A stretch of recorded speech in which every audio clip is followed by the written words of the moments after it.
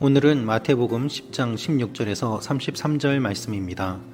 오늘은 예수님께서 제자들을 보내시면서 제자들에게 알려주시는 내용이 기록되어 있습니다.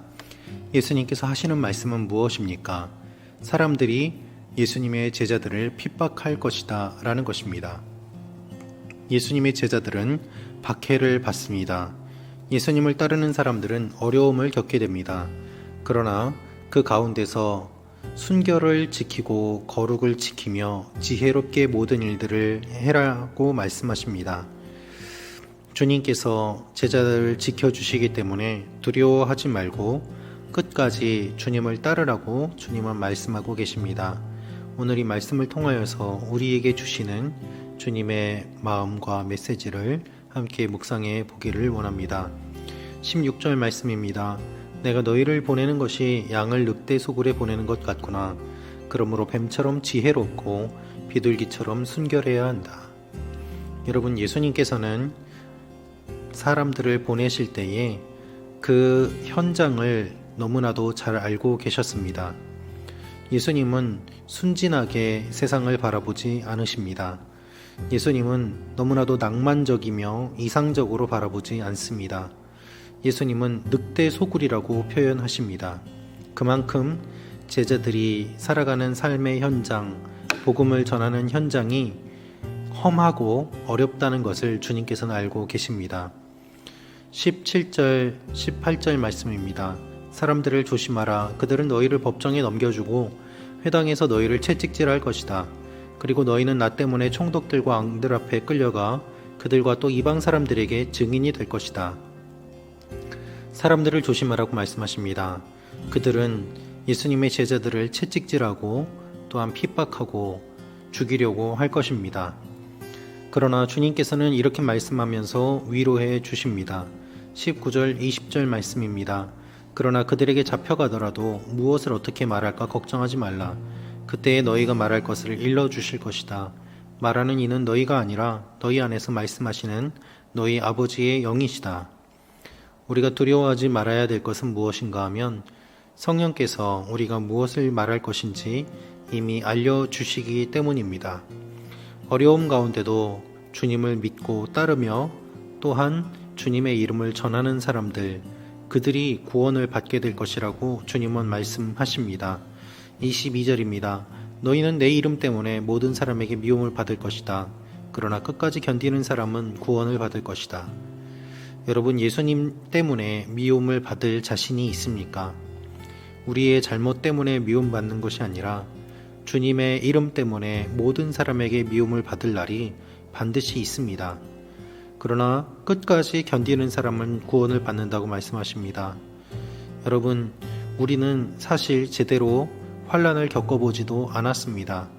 주님이 말씀하시는 이 말씀이 어떠한 것인지 체험해 보지도 않았고 또한 상상할 수도 없습니다. 그러나 분명한 사실은 끝까지 견디지 못하도록 우리를 방해하는 세력들이 있다는 것입니다. 마지막 때가 되면 또한 반드시 핍박이 있고 믿기 어려워지는 시간이 찾아오게 됩니다. 주님께서는 피하라고 말씀하십니다. 23절입니다. 이 도시에서 핍박하면 저 도시로 피신하라. 내가 진실로 너희에게 말한다. 너희가 이스라엘의 모든 도시들을 다 돌기 전에 인자가 올 것이다. 피하는 것이 잘못된 것이 아니라고 말씀하십니다. 이 도시에서 전했을 때 듣지 않으면 다른 곳으로 가는 것이 당연합니다. 주님께서는 제자들이 이러한 고통을 당할 것을 다 알고 계십니다. 그래서 이렇게 말씀하십니다. 25절입니다. 제자가 스승만큼 되고 종이 주인만큼 되면 그것으로 충분하다. 그들이 집주인을 바알세불이라 불렀거늘 하물며 그 집안 사람들에게는 얼마나 더 심하겠느냐. 여러분, 예수님께서는 예수님의 제자들이 예수님만큼만 되면 그것으로 충분하다고 말씀하십니다. 왜냐하면 사람들이 예수님을 바알세불이라고 공격했는데 예수님의 제자들은 하물며 얼마나 더 심하게 공격을 하겠습니까? 그래서 두려워하지 말라고 말씀하십니다. 이 세상 사람들은 육체는 죽이지만 영혼을 죽일 수는 없습니다. 그러나 하나님께서는 우리의 영혼과 육체를 모두 다 다스리시고 지옥에 던져 멸망시킬 수 있는 분입니다. 28절입니다. 육체는 죽여도 영혼은 죽일 수 없는 사람들을 두려워하지 말고 오직 영혼과 육체를 한꺼번에 지옥에 던져 멸망시킬 수 있는 분을 두려워하라. 우리는 신앙생활하면서 무엇을 두려워하고 있습니까? 우리는 하나님을 두려워하고 있습니까? 아니면 사람들을 두려워하고 있습니까? 주님께서는 우리의 머리카락 수까지도 다 세고 계신다고 말씀하십니다. 30절 31절입니다. 또한 하나님은 너희 머리카락 수까지도 다 세고 계신다. 그러므로 두려워하지 말라. 너희는 많은 참새들보다도 더 귀하다. 여러분, 하나님은 여러분을 사랑하십니다. 하나님은 여러분의 머리카락까지도 다 세고 계십니다. 하나님은 여러분의 마음의 생각을 다 알고 계십니다. 그래서 우리는 하나님 앞에 감출 것 없이 있는 모습 그대로 나아갈 수 있고 또한 주님 안에서 자유를 얻을 수 있게 됩니다. 우리가 우리 자신을 꾸미지 않고서도 하나님 앞에 나아갈 때 주님께서 우리를 다 아시기 때문에 우리는 자유로움을 얻고 주님 안에서 안식을 누릴 수 있습니다. 수고하고 무거운 짐을 져야지 주님의 안식을 누릴 수 있습니다. 예수님 때문에 한 번이라도 모욕을 당하거나 어려움을 당한 적이 없다면 우리는 그것을 부끄러워해야 합니다. 그리고 주님의 일을 감당하지 않았기 때문에 그러한 일이 없었다고 회개하며 우리 가슴을 쳐야 합니다.